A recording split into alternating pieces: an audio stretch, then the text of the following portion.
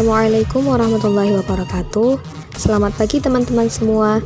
Semoga kita senantiasa diberi kesehatan dan selalu dalam perlindungan Allah Subhanahu wa taala. Kami dari kelompok 10 akan mempresentasikan makalah kami dengan judul Pendidikan Islam Ikhwanul Muslimin. Sebelumnya saya akan memperkenalkan diri terlebih dahulu. Saya Sulfa Isfandiari sebagai pemateri pertama. Kemudian ada teman saya, Mbak Ari Rahayu Kusumawardani sebagai pemateri kedua, lalu ada Mbak Rantini sebagai pemateri ketiga, dan Mbak Dinarti Ajeng Khairisma sebagai pemateri keempat. Langsung saja, yang pertama ada definisi pendidikan Islam. Kata pendidikan dalam bahasa Arab disebut dengan tarbiyah, yang berarti membina atau mendidik. Pendidikan Islam bersumber pada Allah dan Rasul-Nya, yaitu Al-Quran dan Al-Hadis, yang bertujuan membentuk pribadi muslim yang sempurna. Menurut Ahmad Fuad Al-Ahnawi, pendidikan Islam adalah perpaduan yang menyatu antara pendidikan jiwa, membersihkan ruh, mencerdaskan akal, dan menguatkan jasmani. Menurut Dr. Andes Burlian Somad, pendidikan Islam adalah pendidikan yang bertujuan membentuk individu menjadi makhluk yang bercorak diri, berderajat tinggi menurut ukuran Allah, dan isi pendidikannya untuk mewujudkan itu adalah ajaran Allah. Sedangkan menurut Ahmad Tafsir, pendidikan Islam ialah sebagai bimbingan yang diberikan oleh seseorang kepada orang lain agar ia berkembang secara maksimal sesuai dengan ajaran Islam. Dari beberapa pengertian tersebut dapat disimpulkan bahwa pendidikan Islam berarti sistem pendidikan yang memberikan kemampuan seseorang untuk memimpin kehidupannya sesuai dengan cita-cita dan nilai-nilai Islam yang telah menjiwai dan mewarnai corak kepribadiannya. Dengan kata lain, pendidikan Islam ialah suatu sistem kependidikan yang mencakup seluruh aspek kehidupan yang dibutuhkan oleh hamba Allah, sebagaimana Islam telah menjadi pedoman bagi seluruh aspek kehidupan manusia, baik duniawi maupun ukhrawi. Selanjutnya ialah dasar pendidikan Islam. Ada 3 dasar utama dalam menetapkan sumber pendidikan Islam. Yang pertama ada Al-Quran, yang kedua ada As-Sunnah atau hadis, yang ketiga ada ijtihad. Yang pertama Al-Quran. Al-Quran merupakan kalam Allah yang telah diwahyukan kepada Nabi Muhammad SAW, menjadi sumber pendidikan Islam pertama dan paling utama. Al-Quran sebagai petunjuk dan pedoman bagi umat manusia yang meliputi seluruh aspek kehidupan manusia dan bersifat universal. Al-Quran menduduki tempat paling depan dalam pengambilan sumber-sumber pendidikan. Segala kegiatan dan proses pendidikan Islam haruslah selalu berorientasi pada prinsip dan nilai-nilai Al-Quran. Dengan berpegang kepada nilai-nilai yang terkandung dalam Al-Quran, terutama dalam pelaksanaan pendidikan Islam, akan mampu mengarahkan dan mengantarkan manusia bersifat dinamis kreatif, serta mampu mencapai esensi nilai-nilai ubudiyah pada penciptanya. Dengan sikap ini, maka proses pendidikan Islam akan senantiasa terarah dan mampu menciptakan dan mengantarkan outputnya sebagai manusia berkualitas dan bertanggung jawab terhadap semua aktivitas yang dilakukannya. Hal ini dapat dilihat bahwa hampir 2/3 dari ayat Al-Quran mengandung nilai-nilai yang membudayakan manusia dan memotivasi manusia untuk mengembangkannya lewat proses pendidikan. Yang kedua, As-Sunnah atau hadis. Hadis adalah segala bentuk perkataan, perbuatan, dan ketetapan yang disandarkan kepada Nabi yang merupakan sumber ketentuan Islam yang kedua setelah Al-Quran. Kedudukan hadis dalam kehidupan dan pemikiran Islam sangat penting, karena di samping memperkuat dan memperjelas berbagai persoalan dalam Al-Quran, juga memberikan dasar pemikiran yang lebih konkret mengenai penerapan berbagai aktivitas yang mesti dikembangkan dalam kerangka hidup dan kehidupan umat Islam. Banyak hadis Nabi yang memiliki relevansi ke arah dasar pemikiran dan implikasi langsung bagi pengembangan dan penerapan dunia pendidikan. Yang ketiga, ijtihad. Melakukan ijtihad dalam pendidikan Islam sangatlah perlu, karena media pendidikan merupakan sarana utama dalam membangun pranata kehidupan sosial. Dalam arti, maju mundurnya kebudayaan manusia berkembang secara dinamis, sangat ditentukan dari dinamika sistem pendidikan yang dilaksanakan. Upaya ini sangat penting dalam rangka menerjemahkan ajaran Islam sekaligus memberikan respons bagi pengembangan ajaran Islam yang sesuai dengan zaman, dari masa ke masa, sejak dulu hingga sekarang ini. Dalam dunia pendidikan, sumbangan Ijtihad ikut secara aktif menata sistem pendidikan yang dialogis. Cukup besar peranan dan pengaruhnya, misalnya dalam menciptakan tujuan pendidikan yang ingin dicapai. Meskipun secara umum rumusan tujuan tersebut telah disebutkan dalam Al-Quran, akan tetapi secara khusus, tujuan-tujuan tersebut memiliki dimensi yang harus dikembangkan sesuai dengan tuntutan kebutuhan manusia pada suatu periodisasi tertentu yang berbeda dengan masa-masa sebelumnya. Materi yang selanjutnya yaitu karakteristik pendidikan Islam. Pendidikan Islam menurut Al-Banna mempunyai beberapa karakteristik yang menonjol. Karakteristik tersebut adalah sebagai berikut. Yang pertama, Robaniyah. Karakteristik pertama pendidikan Islam adalah penekanan pada segi ketuhanan. Segi ketuhanan ini seperti dipahami oleh Al-Banna adalah segi yang paling penting dan paling mendalam pengaruhnya. Yang kedua, lengkap dan universal. Menurut Al-Banna, pendidikan Islam mempunyai ciri khas dari pendidikan lainnya. Pendidikan Islam adalah pendidikan manusia seutuhnya yang meliputi aspek akal, aspek akhlak, aspek jasmani, aspek jihad, aspek kemasyarakatan, dan aspek politik. Yang ketiga, positif dan konstruktif. Dalam pandangan Al-Banna, karakteristik pendidikan Islam itu tidak hanya terletak pada berdirinya di atas sendi ketuhanan, saling melengkapi dan menyeluruh, tetapi juga terletak pada wataknya yang positif dan konstruktif. Yang keempat, keseimbangan dan keserasian. Menurut Al-Banna, salah satu yang membedakan pendidikan Islam dengan yang lainnya adalah karena karakteristiknya yang seimbang atau tawazun. Dan yang kelima, persaudaraan dan kebersamaan. Menurut Al-Banna, persaudaraan dan kebersamaan merupakan ciri dari pendidikan Islam. Ia menafsirkan persaudaraan ini dalam kata-katanya ukhuwah, ialah keterikatan hati dan jiwa satu sama lain dengan ikatan akidah. Akidah merupakan pengikat yang paling kokoh dan paling tinggi nilainya. Persaudaraan adalah saudara yang kembarannya iman, sedangkan perpecahan adalah saudaranya kandungan kekufuran. Yang dinamakan kuat haruslah minimum kekuatan persatuan, yang tentunya tidak dapat terwujud tanpa saling cinta mencintai. Cinta yang minimum adalah bersihnya jiwa dan maksimumnya ialah mengutamakan orang lain. Materi yang keempat yaitu aspek-aspek pendidikan Islam Ikhwanul Muslimin.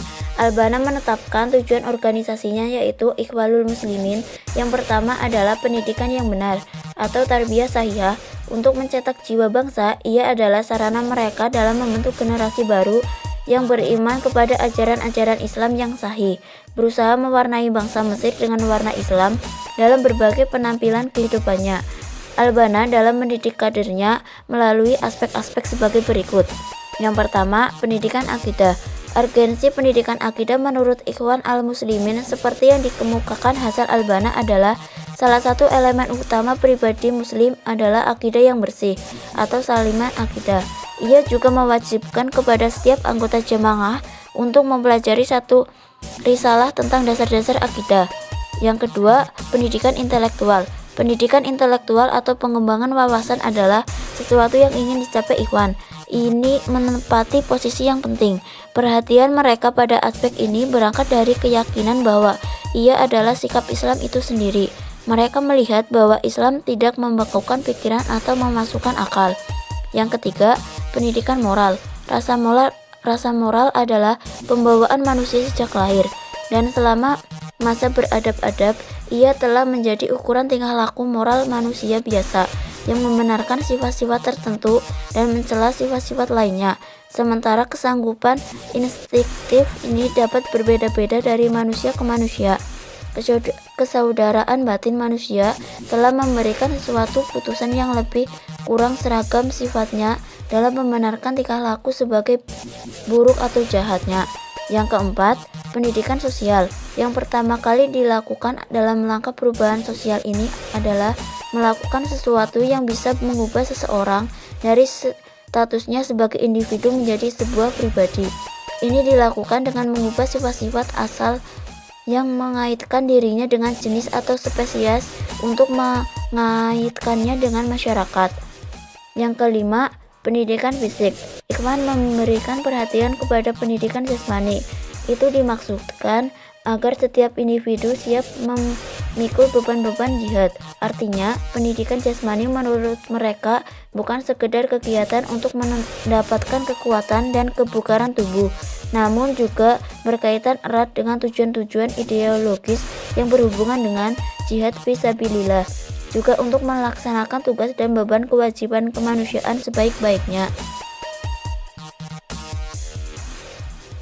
Untuk materi yang selanjutnya yaitu metode-metode pendidikan Islam Ikhwanul Muslimin. Yang pertama, Katibah. Katibah merupakan sistem pendidikan yang pertama dalam jamaah Ikhwanul Muslimin. Katibah dimaksudkan untuk menciptakan keharmonisan bangunan kepribadian Islam yang utuh pada seseorang. Kemudian yang kedua yaitu Usrah. Usrah sebagai sistem pendidikan Ikhwanul Muslimin. Kemudian yang ketiga yaitu Muktamar. Dalam pandangan Ikhwanul Muslimin, Muktamar adalah sarana dalam bidang pendidikan politik. Sedangkan Imam Hasan al-Banna mengatakan bahwa Muktamar bertujuan untuk memahamkan umat akan hak-haknya. Kemudian yang keempat yaitu Daurah. Daurah adalah aktivitas mengumpulkan sejumlah ikhwan yang relatif banyak di suatu tempat untuk mendengarkan ceramah, kajian, penelitian, dan pelatihan tentang suatu masalah dengan mengangkat tema tertentu yang dirasa penting bagi keberlangsungan awal Islami. Materi yang selanjutnya yaitu corak dan praktik pendidikan Islam Ikhwanul Muslimin. Corak pemikiran menurut Hasan al-Banna meliputi beberapa bidang, diantaranya yang pertama bidang fikih. Hasan al-Banna berpendapat bahwa perbedaan dalam fikih adalah masalah khilafah yang tidak perlu diperdebatkan. Yang kedua, bidang akidah. Hasan al-Banna berpendapat bahwa sumber hukum Islam ialah Al-Quran, Al-Sunnah, dan penetapan pandangan yang benar. Yang ketiga, bidang tasawuf. Hasan al-Banna mengembalikan ilmu tasawuf kepada Al-Quran dan Al-Sunnah sehingga praktek tasawuf tidak diselewengkan dari hakikat kebenaran Islam. Yang keempat, bidang politik. Pada bidang politik, Hasan al-Banna berharap terwujudnya negara Islam yang mampu menegakkan syariat-syariat dalam suatu negara. Yang kelima, bidang ekonomi. Hasan al-Banna berpendapat bahwa penghasilan yang diperoleh harus bersumber pada cara yang sesuai dengan syariat Islam. Yang keenam, bidang pendidikan. Hasan al-Banna berpendapat bahwa adanya kerjasama antara pemerintah untuk melakukan usaha dengan menganalisis kembali sistem pendidikan yang ada pada suatu negara sehingga kurikulum pendidikan akan seimbang. Dan yang terakhir yaitu bidang sosial. Hasan al-Banna berpendapat bahwa persatuan umat Islam untuk saling membantu, berkasih sayang, menetralisir perbedaan yang ada sehingga umat manusia dapat hidup rukun, damai, dan sejahtera. Selain corak pemikiran di atas, Hasan al-Banna telah menjadikan Islam bukan semata teori dan pemikiran saja, tetapi sebuah realitas organisasi yang tangguh dan kuat. Pemikiran pembaruan al-Banna yang kemudian didukung dan direalisasikan oleh para pengikutnya yang tergabung dalam gerakan Ikhwanul Muslimin mencangkup hal-hal berikut. Yang pertama, menghidupkan kembali konsep keuniversalan dan keintegralan Islam yang tercermin dalam semua aspek aktivitas kehidupan. Yang kedua, menciptakan generasi muslim yang memiliki keseimbangan antara akidah, pemikiran, spiritual, ritual, dan kiprah. Yang ketiga, meyakinkan akan pentingnya makna ukhuwah Islamiyah yang bukan hanya sekedar teori, melainkan harus diamalkan. Juga harus menghindari masalah yang mengarah pada perpecahan dengan senantiasa konsisten pada etika perbedaan pendapat. Yang keempat, seruan dakwah harus menyentuh semua lapisan masyarakat, mulai dari tingkat yang paling terpelajar sampai tingkat yang terendah. Yang kelima, yaitu mencoba meningkatkan akan bahaya gerakan Zionisme Yahudi yang didukung oleh Barat, serta mengingatkan bahwa masalah Palestina merupakan agenda umat Islam yang harus diselesaikan. Ya, selanjutnya materi yang terakhir yaitu munculnya infiltrasi Ikhwanul Muslimin di Indonesia. Di Indonesia pada tahun 50-an, umat Islam mulai masuk ke ranah politik dengan mendirikan salah satu partai besar, yakni Masyumi. Hal ini mendorong Hasan al-Banna untuk bertandang ke Indonesia dan mendukung Masyumi masuk dalam pemerintahan. Selain itu, al-Banna juga menunjuk beberapa orang untuk masuk Masyumi dan memberikan pengaruh di dalamnya. Sehingga saat itulah gerakan Islam di Indonesia tidak asing dengan Ikhwanul Muslimin. Tahun 1980-an, mulai muncul sikap keberagaman yang meluas dan cenderung simbolik, sehingga tak jarang di tempat umum dapat diketahui simbol keislaman seperti terbukanya tempat ibadah berupa masjid di berbagai kantor, pemakaian jilbab, bahkan kebijakan pemerintah mulai pro dengan Islam, misalnya dibentuknya MUI atau peraturan pemerintah tentang zakat, infak, dan sedekah. Mungkin cukup sekian presentasi dari kami. Apabila ada salah-salah kata, kami mohon maaf yang sebesar-besarnya. Terima kasih. Wassalamualaikum warahmatullahi wabarakatuh. I'm an icon, man. I'm a girl about a 10. I should fuck her in the Benz.